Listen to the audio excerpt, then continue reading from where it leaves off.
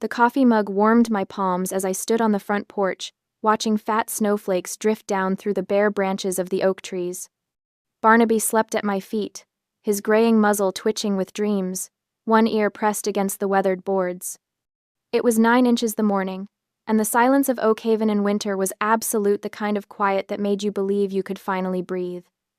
Then the engines shattered everything.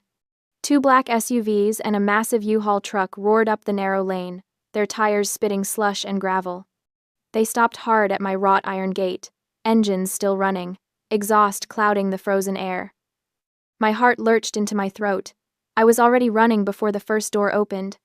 Dad Declan stepped out of the lead SUV, adjusting his wool coat like he was arriving at a country club.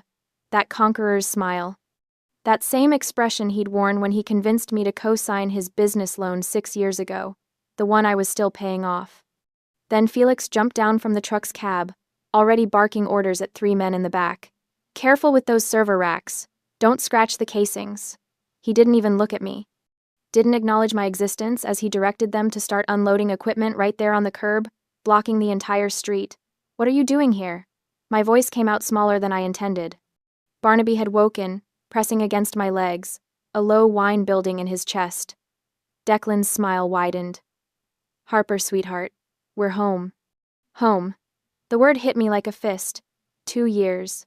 2 years of 80-hour weeks at the architectural conservation firm, nosebleeds from exhaustion, living on ramen and black coffee. 2 years of saving every cent of that $300,000 bonus so I could buy this place, Blackwood Manor, and register it under the Oak Haven Heritage Trust, to keep it anonymous, to keep them from finding me. I'd been so careful. I'd changed my phone number. I'd kept my address off every database. I'd even used a P.O. box, 4 towns over, for my mail. But I'd made one mistake. One stupid, arrogant mistake. 3 months ago, I'd posted a close-up photo of the Manor's rare rose window on an anonymous architecture forum. Just the window, no location tags, no identifying information. But the Oak Haven Historical Society had seen it, recognized it, and reshared it publicly on Facebook with the full address, gushing about the restoration of this local treasure. And my mother had Google alerts set up for my name, my old addresses, architectural terms I used in college papers, even the make of my car. She'd found me within hours. "How did you know I was here?" I managed, gripping the gate's iron bars. Declan pointed casually toward the tree line across the street. "I parked right over there for 14 hours yesterday. Watched you walk the dog at 7:30. Saw your Volvo in the drive. Saw you leave for the grocery store and come back alone." He tilted his head, studying me like I was a specimen. "I know you're all alone in this big house, Harper. That's no way to live." The calculation in his voice made my skin crawl. This wasn't a surprise visit. This was reconnaissance. This was tactical. "You need to leave," I said, forcing steel into my voice. "This is private property. You're not welcome here." Felix finally looked at me then, his expression somewhere between pity and contempt. "Harper, don't be dramatic. We're family." He gestured at the server racks being stacked on my curb. "And I've got a business to run. The lease is already signed." "What lease?" Declan pulled a folded document from his coat pocket, waving it like a flag of truce. "Felix is renting your basement. Very reasonable terms, $1 a month for 5 years. You signed it last month, remember?" The world tilted. "I never signed anything." "Your signature's right there, sweetheart." I didn't open the gate. I didn't move. Every instinct I'd spent 2 years rebuilding screamed at me that this was a trap, that opening that gate even an inch would be the end of everything. Declan's smile faded. He pulled out his phone. 20 minutes later, a locksmith's van pulled up. A middle-aged man in coveralls stepped out, toolbox in hand, and Declan intercepted him before he reached the gate. I watched through the bars as my father transformed, shoulders slumping, voice dropping to a concerned, paternal murmur. He showed the locksmith his ID, pointed at the last name we shared. "I'm her father," Declan said, loud enough for me to hear. "I live here. My daughter's having a mental health crisis. She's locked herself inside and won't let anyone in. We're worried sick about her." The locksmith glanced at me, then at Declan's kind, worried face. At Felix standing nearby, looking appropriately concerned. "I understand, sir," the locksmith said quietly. He approached the gate, drill in hand. "Miss, I'm going to need you to step back." "Don't you dare!" I shouted. "This is my property. He doesn't live here. He's lying." But the drill was already screaming, metal on metal, and the sound triggered something primal in Barnaby. The old dog started barking deep, terrified barks that tore at his throat. He'd come from a shelter, found wandering a highway with cigarette burns on his back. Loud machinery still sent him spiraling into panic. Felix's patience snapped. While the locksmith worked the front gate, my brother strode along the fence line to where the decorative iron dipped lower, half hidden behind overgrown forsythia bushes. He grabbed the top bar, hauled himself up and over with a grunt, and dropped into my yard. Barnaby lunged, trying to protect me, but his arthritic hips trembled with the effort. He hesitated for a split second, fear warring with loyalty. It was all the time Felix needed. His boot came up fast and brutal, catching the old dog square in the hip. Barnaby yelped a sound I'd never heard him make, high and agonized, and scrambled away from Felix's reaching hands. "Barnaby, no!" I screamed. But Felix had already reached the gate's interior latch. He twisted it, and the gate swung wide. Barnaby, terrified and hurting, bolted straight through the opening and out onto the road. The busy, icy road where cars came flying around the blind curve at 40 miles an hour. I didn't think. I ran. Behind me, I heard the SUV engines rev. Heard the truck's hydraulic lift whining. Heard Felix laughing as he waved the convoy through. By the time I reached Barnaby, shaking in a snowbank, eyes wild with fear, my family's vehicles were already rolling through my gate and up my drive. The occupation had begun. I stumbled back through the gate 15 minutes later, Barnaby trembling in my arms. He was too heavy for me to carry far, but I couldn't put him down, couldn't risk him running again. His hip joint clicked with each breath, and I felt the wetness of his tears soaking into my coat. Declan blocked my front door, that lease agreement now held up like a shield. "I'm glad you're back, Harper. Let's talk about this reasonably." He gestured toward the open door behind him, where I could hear heavy equipment scraping across my floors. "Felix is just setting up his operation in the basement. Very quiet, very professional. You won't even know we're here." I pushed past him, Barnaby still clutched to my chest. The oak door, my beautiful, restored oak door, stood wide open, letting in the cold. Snow was already melting on the original hardwood floors. "Get out," I said. "All of you. Get out of my house." Declan's expression shifted to something almost paternal. "Harper, I know you're upset, but look at this." He smoothed the lease document against the doorframe. "This is a legal agreement. Felix rents the basement for $1 per month, 5-year term. Your signature, your witness, everything properly notarized." I finally lowered Barnaby to the floor, my arms burning. The old dog immediately limped to the corner and collapsed, whimpering. I looked at the lease. The signature looked like mine. The notary stamp was crisp and official. The date was from 6 weeks ago, a Tuesday, when I'd been at a conservation conference in Boston. "This is forged," I said flatly. "I was in Boston that day. I never signed this." "That's not what the document says." "I don't care what it says. It's fake, and you know it." Felix emerged from the basement door, wiping dust from his hands onto his jeans. He was holding a voltage meter. "What are you doing down there?" I demanded.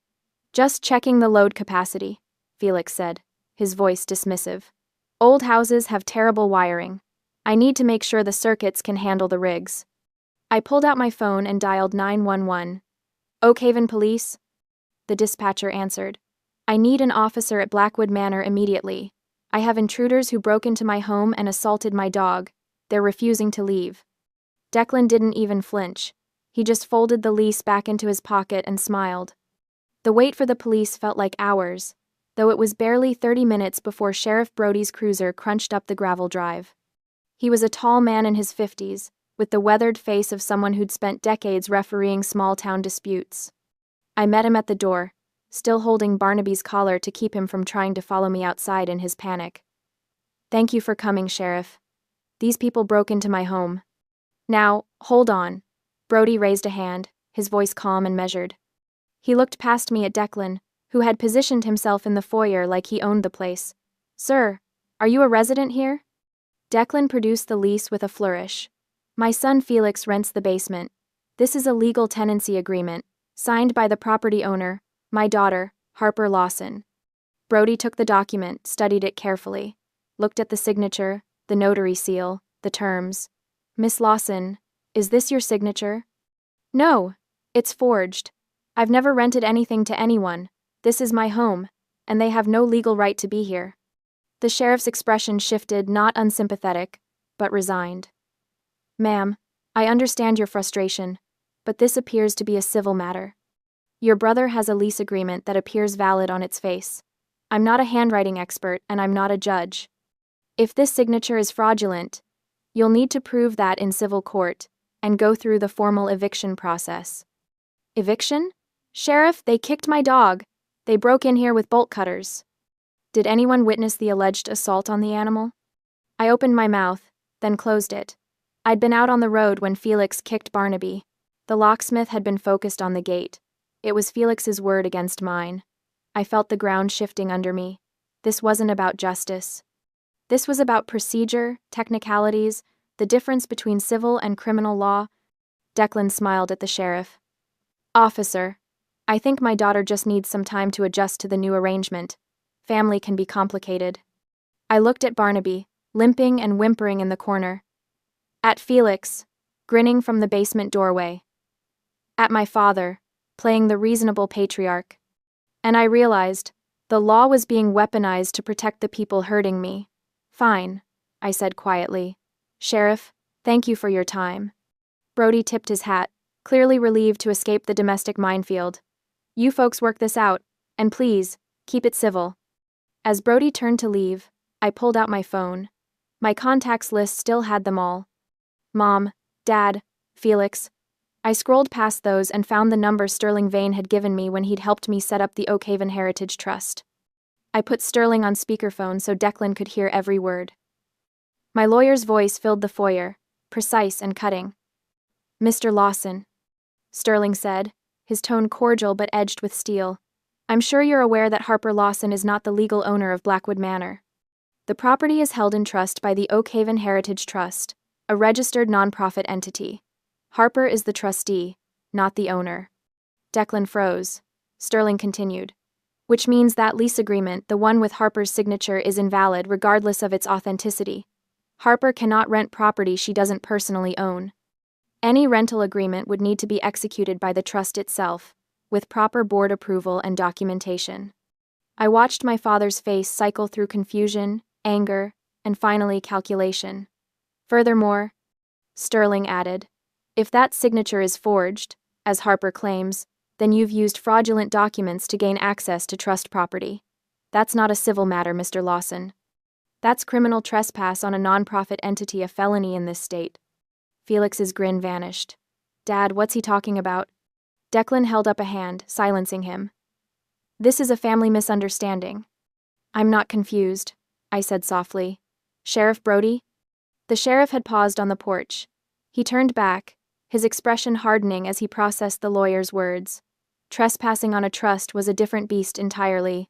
Mr. Lawson, Brody said, stepping back inside.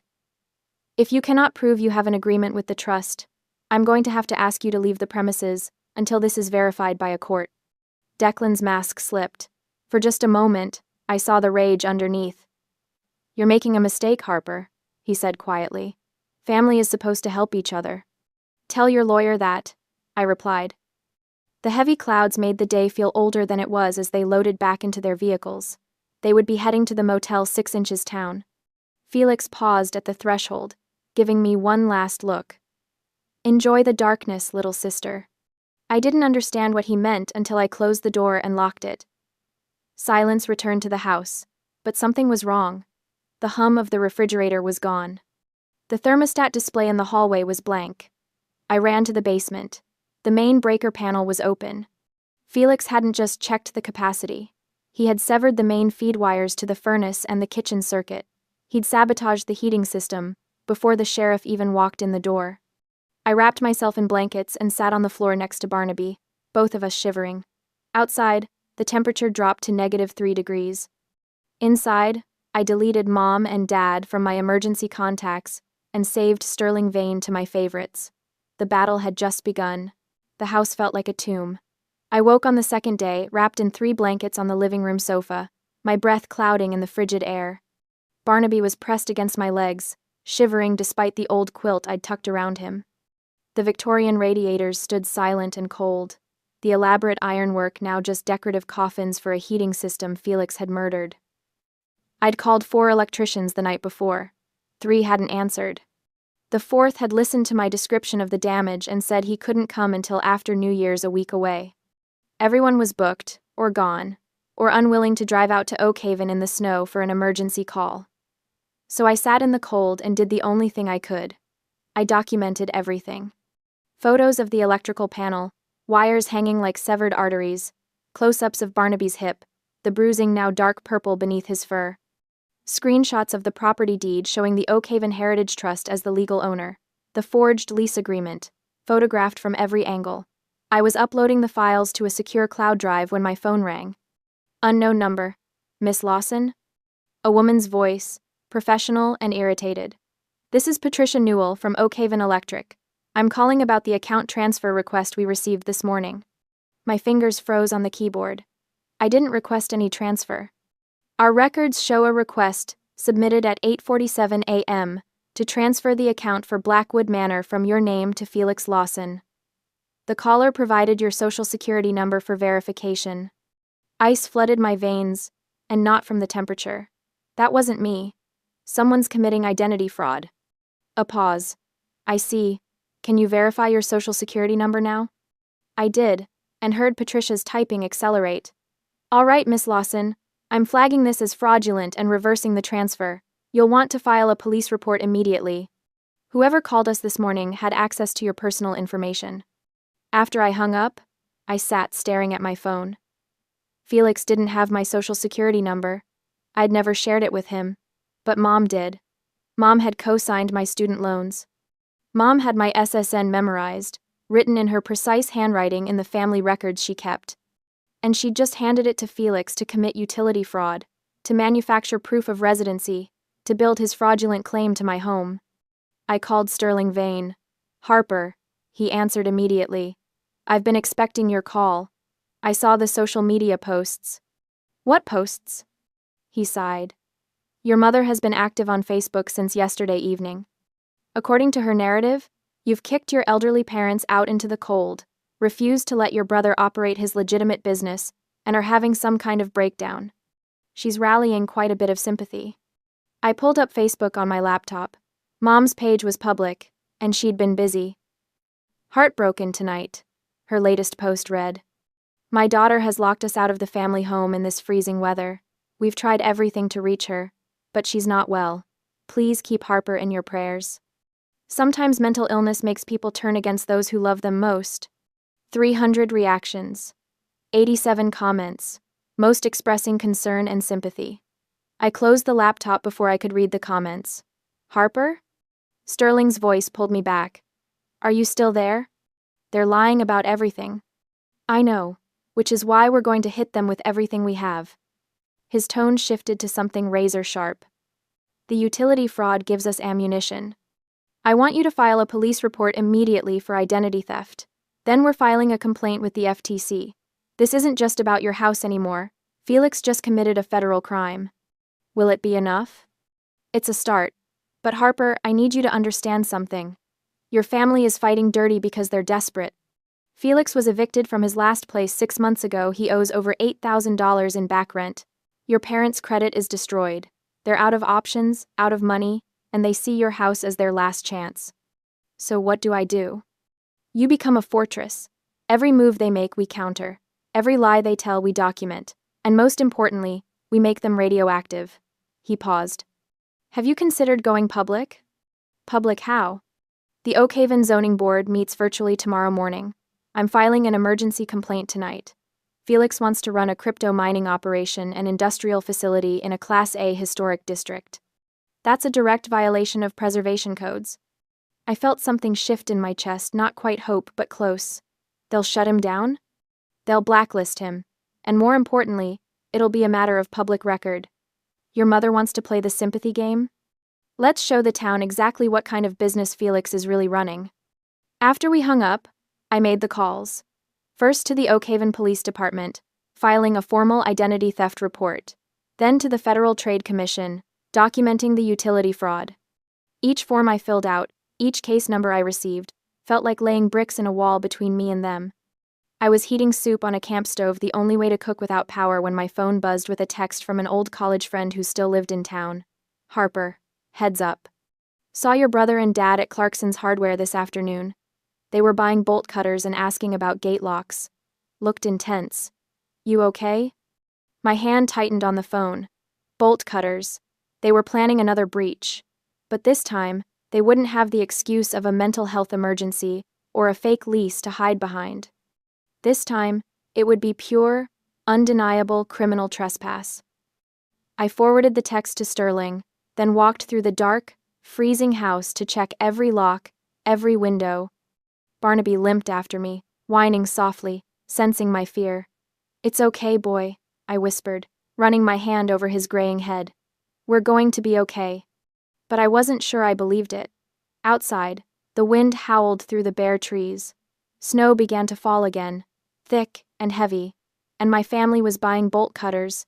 The Oakhaven Zoning Board met via video conference the next morning at 10 a.m.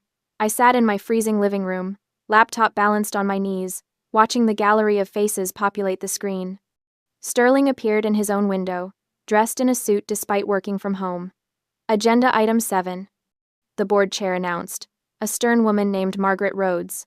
Emergency preservation complaint regarding 1847 Blackwood Manor, filed by Sterling Vane on behalf of the Oakhaven Heritage Trust. Sterling unmuted himself. "Thank you, Madam Chair. I'll be brief. We've received credible intelligence that Felix Lawson intends to operate a commercial cryptocurrency mining facility from the basement of Blackwood Manor, a Class A historic property in a residential preservation district. This operation would involve industrial electrical demands, heat generation, and 24-hour mechanical noise, all of which violate Section 12.3 of the town's Historic Preservation Code." One of the board members leaned forward. "Has Mr. Lawson applied for commercial permits?" "No, sir. He attempted to enter the property using fraudulent lease documentation and has made no effort to comply with any commercial zoning requirements." Margaret Rhodes' expression hardened. "Does Mr. Lawson wish to address this complaint?" Silence. Felix and Declan weren't on the call. They'd probably never even known about the meeting. "Very well. The board will issue an emergency, cease and desist order effective immediately. Any attempt by Felix Lawson to operate a commercial enterprise from Blackwood Manor will result in daily fines of $1,000 and potential criminal charges for zoning violations." She looked directly into the Pravasad camera. "Mr. Vane, please forward this order to the Oakhaven Police Department for enforcement." "Thank you, Madam Chair." The meeting continued, but I'd stopped listening. The fortress wall had just grown higher. By evening, Felix knew.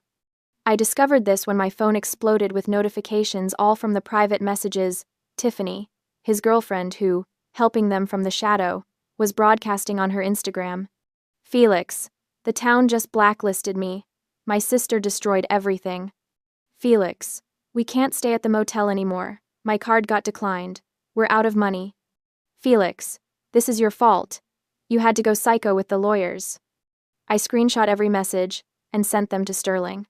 Then I did something I'd never done before. I went on offense. There was a local blogger in Oakhaven, a retired journalist named Linda Mercer who ran a community news site. She covered everything from town meetings to local business disputes, and she had a reputation for being thorough and fair. I sent her an email. "Miss Mercer, my name is Harper Lawson, and I'm the trustee of the Oakhaven Heritage Trust, which owns Blackwood Manor. I wanted to make you aware of a situation that may be of interest to your readers." I attached the zoning board decision, Felix's eviction records from his previous rental public record, easily searchable, and the police report I'd filed for identity theft. "My family has attempted to seize control of a historic property using forged documents and fraudulent utility transfers. They've been blocked by the zoning board, but I thought the community should be aware of the situation." I hit send before I could second-guess myself. Linda replied within 2 hours. "Harper, I'd like to speak with you on the record. Are you available tomorrow morning?" But tomorrow was still too far away. That night, as I sat bundled in blankets with Barnaby curled against my side, I heard a vehicle pull up outside. Just one, moving slowly, headlights off. I crept to the window and peered through the heavy curtains. Declan's SUV, idling at the end of the driveway, watching the house. After 10 minutes, it drove away. They were reconnoitering again. Planning. I pulled out my phone and called Chase, the archaeologist from the Historical Society who'd been helping with the Manor's garden restoration. We'd worked together on several projects over the past year, and he'd proven himself to be quiet, competent, and trustworthy. Chase, I need a favor. It might sound strange. Try me. His voice was calm, unbothered by the late hour. I explained the situation. Not all of it, but enough. The family, the fake lease, the threats. I think they're going to try to break in again. Soon. And I need to make sure this gate holds. I'll be there in 20 minutes. He arrived with his truck bed full of tools and materials. Together, we reinforced the gate discreetly, adding internal braces that wouldn't be visible from the street, installing a heavy-duty padlock that couldn't be drilled easily. Nothing dramatic, nothing that would telegraph our preparations. Harper, he said as we worked, his breath fogging in the cold. You know you don't have to face this alone, right? I looked at him, really looked at him for the first time in months. The steady hands, the careful attention to detail, the way he'd dropped everything to help me without asking questions. Thank you, I said quietly. I mean it. If you need anything. Actually, I interrupted, an idea crystallizing. There's something. New Year's Eve. Are you free? By the next morning, Linda Mercer's article was live on her site. Historic property dispute turns ugly. Family accused of fraud and zoning violations. The piece was scrupulously fair. She'd even reached out to Declan for comment, though he'd declined, but the facts spoke for themselves. Felix's eviction history, the forged lease, the zoning board ruling, all laid out in clean, verifiable detail. The comments section filled within 1 hour. The town's sympathy for my homeless family evaporated as people realized what was actually happening. My phone buzzed with a text from an unknown number. You're going to regret this. We're family. You don't destroy family. I forwarded it to Sterling and Sheriff Brody. Then I started making other calls, quiet calls, to the mayor's office, to the president of the Historical Society, to carefully selected members of Oak Haven's small but influential social circle. I'm hosting a small New Year's Eve gathering. I told each of them. Nothing fancy, just close friends. I'd be honored if you could join me. Every single one accepted. I gave them all specific instructions. Park at the rear entrance. Come in through the garden gate. Keep it quiet. The front of the house needed to look abandoned. Chase helped me prep the interior.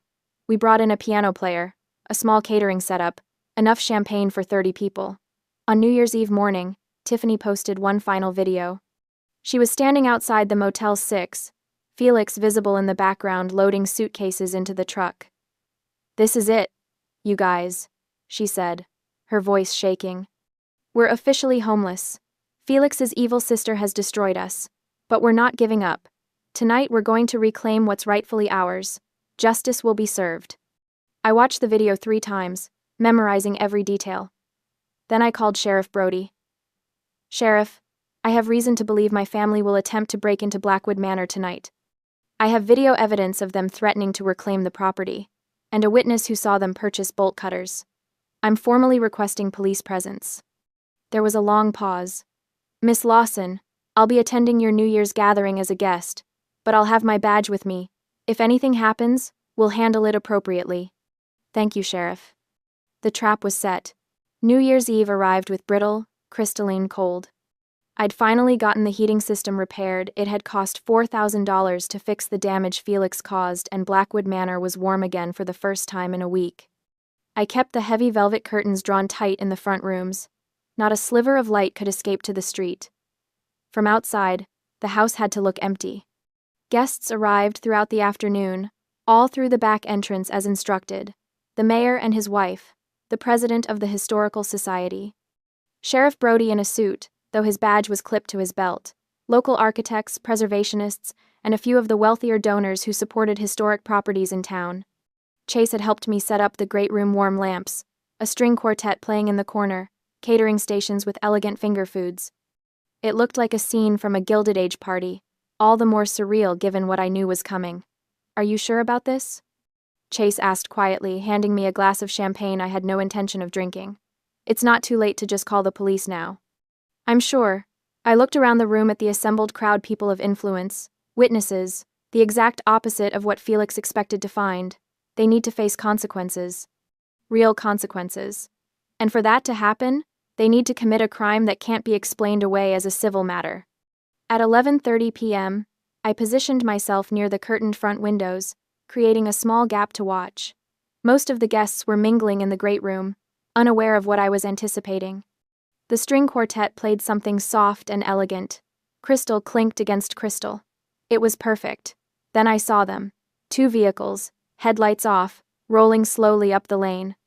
They parked at the tree line across the street, just visible in the ambient glow of the streetlights. I watched 3 figures emerge: Declan, Felix, and Tiffany, her phone already up and recording. They're here, I said quietly. Chase appeared at my shoulder, and Sheriff Brody casually drifted closer, his hand resting near his badge. The mayor noticed the shift in energy and moved to the window. Harper, what's happening? Watch. Felix led the approach, bolt cutters gleaming in his hands.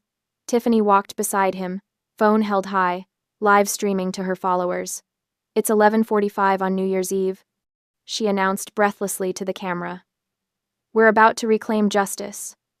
Felix's sister has been illegally keeping him from his property, but that ends tonight. Watch this, you guys. This is what standing up for yourself looks like. They reached the gate. Felix examined the reinforced lock, the one Chase and I had installed, and positioned the bolt cutters. The blades bit into the metal with a sharp crack that echoed across the frozen yard. The lock fell away. Felix kicked the gate open, the iron clanging against the stone post. Then he strode up the walkway toward my front door, Declan and Tiffany trailing behind. Harper! Felix's voice boomed across the property. I know you're in there. This is my house now. You can't hide anymore.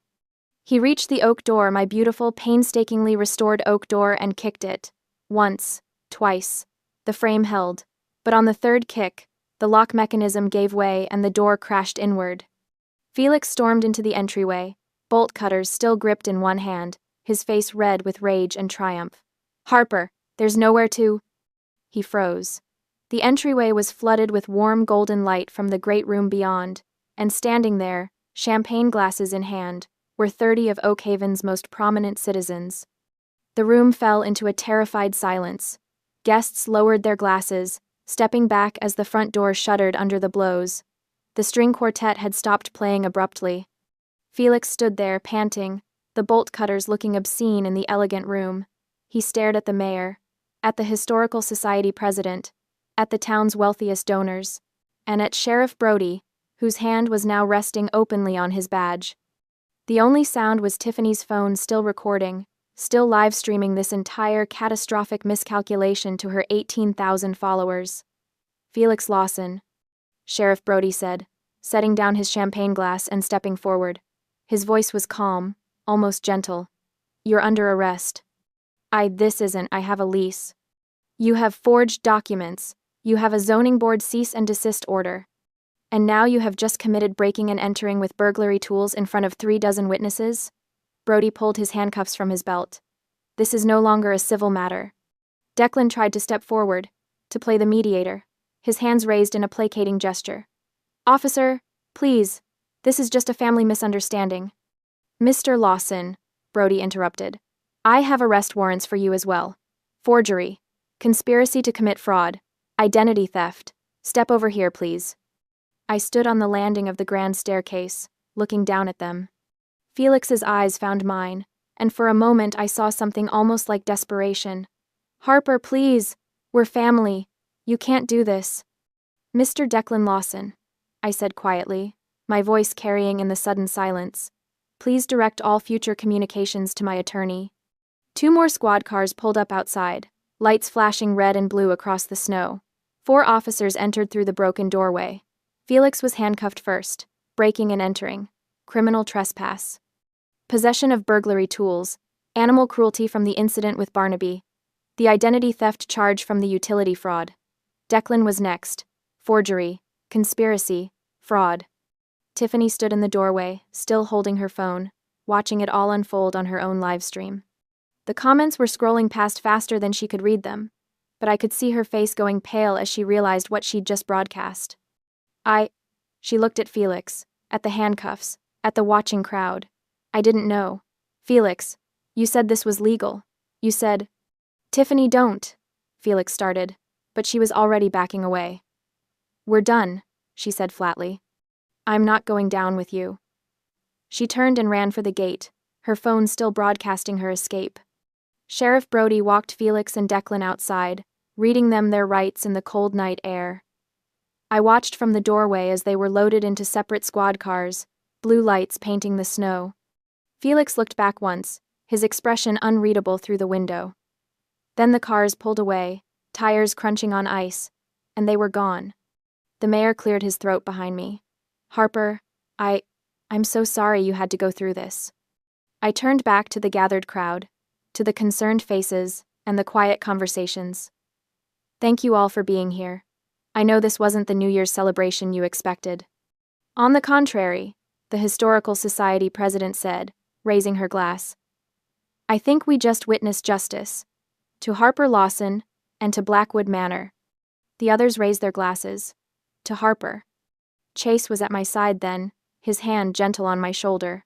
Are you okay? I looked around at the broken door, the scattered snow melting on my floors, the bolt cutters lying in my entryway like a discarded weapon. Then I looked at the people filling my home, not invaders, but guests I'd chosen. People who'd stood witness to my stand. Yes, I said, and realized I meant it. I'm okay.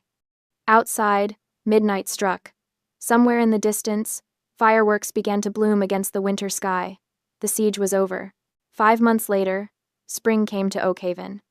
The gardens of Blackwood Manor erupted in color tulips and daffodils pushing through the thawed earth, dogwood trees unfurling white blossoms against a sky so blue it hurt to look at. The heavy snow was a memory now, replaced by warm breezes that carried the scent of lilacs through open windows.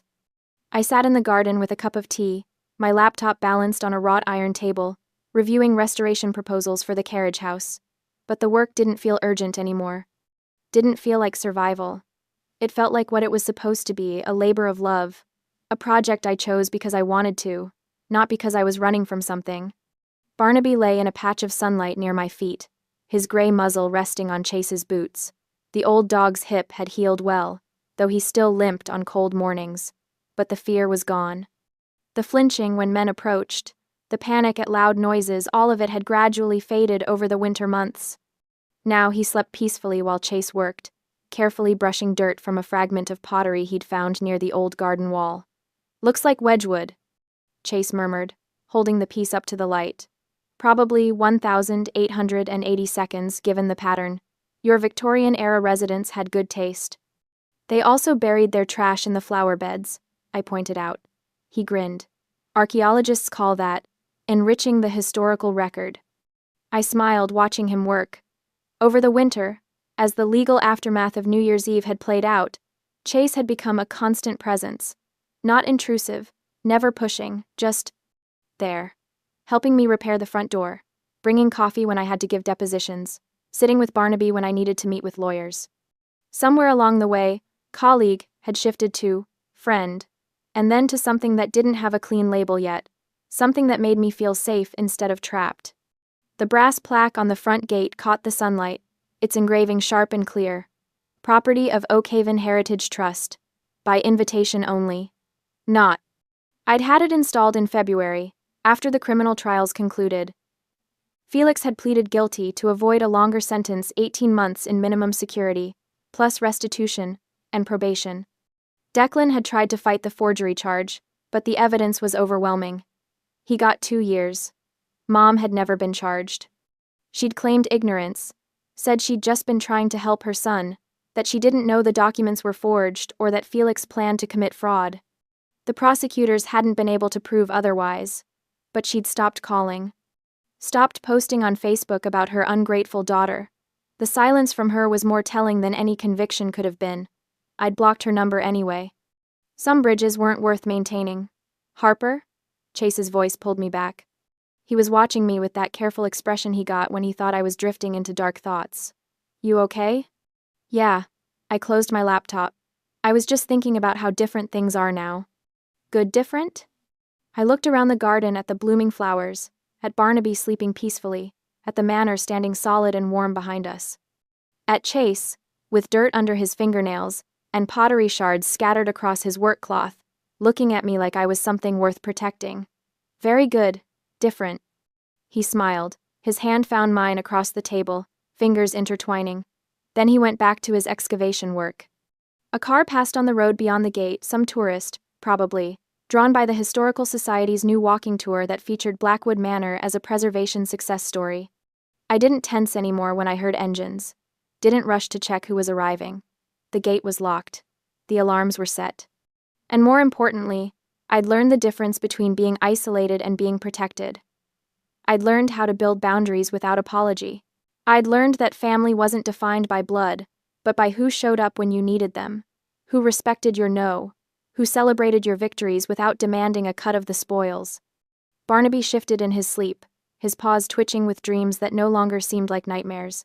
Chase hummed softly as he worked, some old folk song I didn't recognize but found comforting anyway. The afternoon sun warmed my shoulders, and for the first time in years, maybe in my entire life, I felt something I'd almost forgotten existed. Peace. Not the fragile, temporary peace I'd tried to buy by appeasing people who saw me as an ATM. Not the anxious peace of hiding and hoping I wouldn't be found. Real peace. The kind that came from knowing I'd fought for something and won. The kind that came from choosing who I let through my gates and who I kept out.